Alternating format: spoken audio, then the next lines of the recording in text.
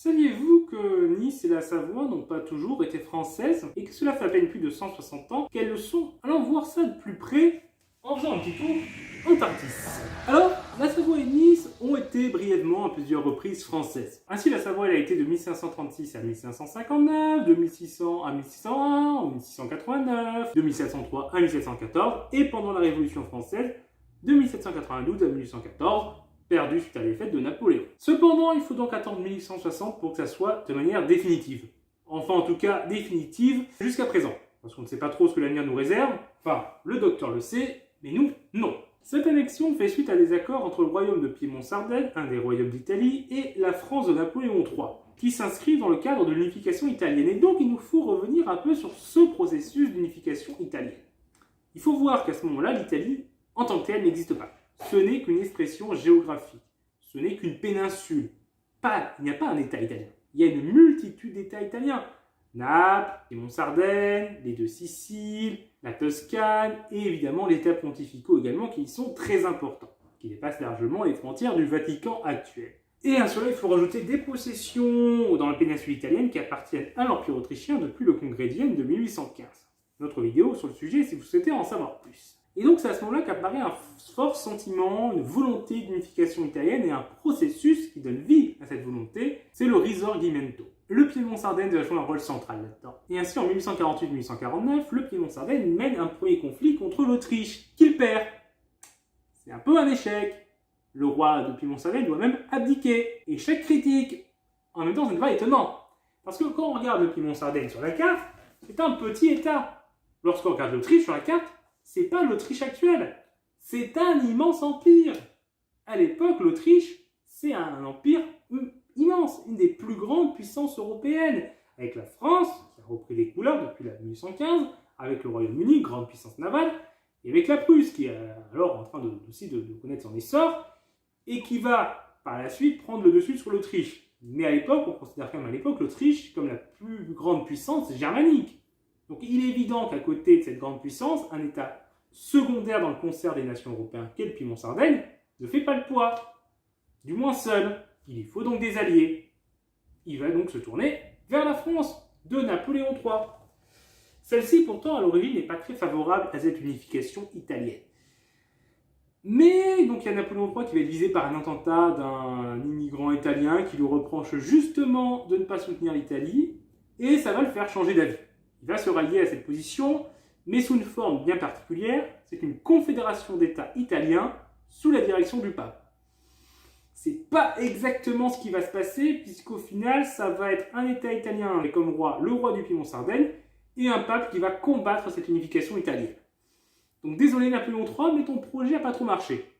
D'ailleurs, désolé Napoléon III, mais tes projets ne marchent pas souvent. Mais en tout cas, souhaitant du coup maintenant soutenir un tel processus, il va rencontrer secrètement en 1858, en juillet 1858, à Plombières-les-Bains, une petite commune, Camillo Cavour, qui est le président du conseil du Piémont-Sardaigne, qui est une figure politique majeure du Piémont-Sardaigne et de l'Italie. Il conclut un accord. La France s'engage à soutenir le royaume de Piémont-Sardaigne s'il est agressé par l'Autriche. De son côté, le royaume de Piémont-Sardaigne s'engage à donner la Savoie et Nice à la France. Napoléon III souhaitant ainsi récupérer d'anciens territoires français. Après tout, il n'a jamais eu de grand succès militaire, jamais réussi à vraiment étendre l'empire français. Donc, pouvoir récupérer ces territoires-là, c'était bon pour le prestige. Ce qui, comparé à son oncle, il était un peu en retard. Le royaume de Piémont-Sardaigne s'arrange pour être agressé par l'Autriche. Il y a donc une guerre qui se déroule en 1859. C'est la campagne d'Italie de 1859 ou deuxième guerre d'indépendance.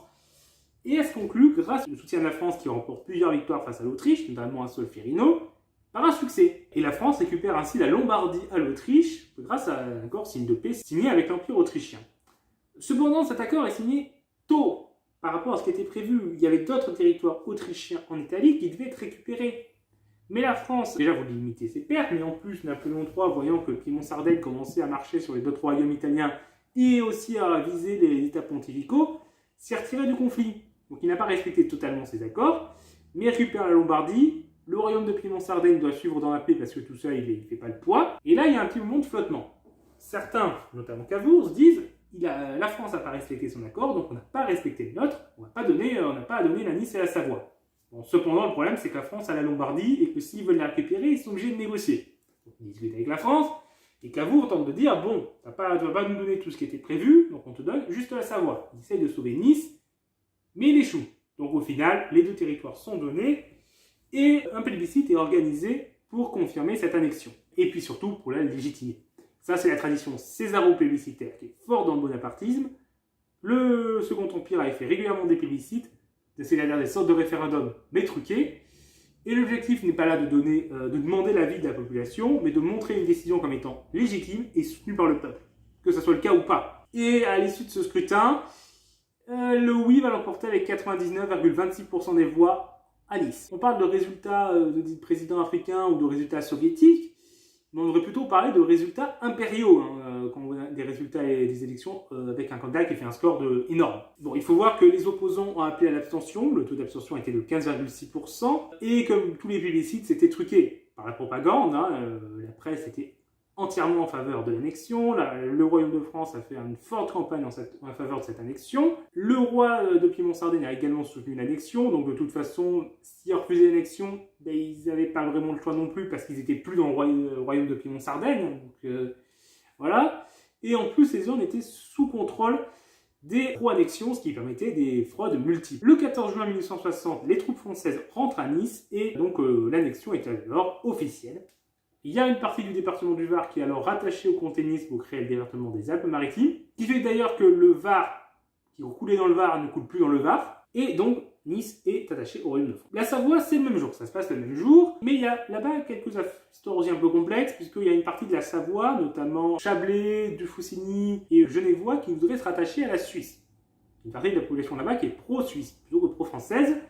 Il y a une partie de la Suisse également va plutôt soutenir cette option-là, et envoyer une délégation pour défendre cette option. Mais le problème, c'est qu'ils vont être plutôt mal accueillis parce que même, déjà une partie de la population n'est pas favorable à un tel rattachement, et même parmi ceux qui le sont, ils sont encore plus attachés à l'unité de la Savoie.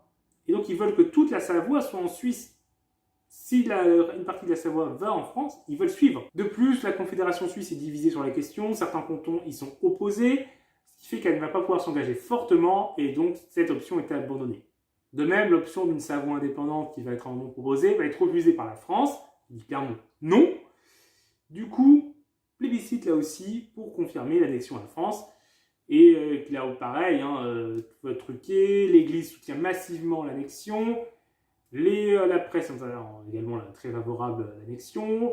Les avantages de cette annexion sont très mis en avant, réduction du temps du service militaire, droits de douane moins élevés, investissement de capitaux français qui aiderait au développement de la Savoie, et les urnes là aussi sont sous contrôle des pro-annexions, et même dans certains bureaux de vote, il n'y a pas de bulletin non. Donc là, on ne fait même pas semblant de demander un avis, c'est oui ou oui. Et ce qui fait que sans trop de surprise, on a un résultat écrasant, encore pire qu'à Nice, 130 500 voix pour le oui, contre 235 voix pour le non. Ouais, là on n'est même pas à 0,1%, on est à moins de 0,2% de non. C'est écrasant. Là on est sur un plébiscite écrasant. Ensuite il y a le Parlement de Piémont-Sardaigne et le Parlement français qui valide l'annexion. Et un décret impérial du 15 juin crée la Savoie, le département de la Savoie et de la Haute-Savoie. Dans les deux cas, le oui l'aurait probablement emporté de toute façon. En Savoie, les élections précédentes avaient donné des victoires assez larges aux pro-annexions, donc voilà, l'opinion publique était de ce côté-là, de toute façon. Et avec le roi de Piémont-Sardaigne qui soutenait aussi cette option, le résultat aurait été sans appel.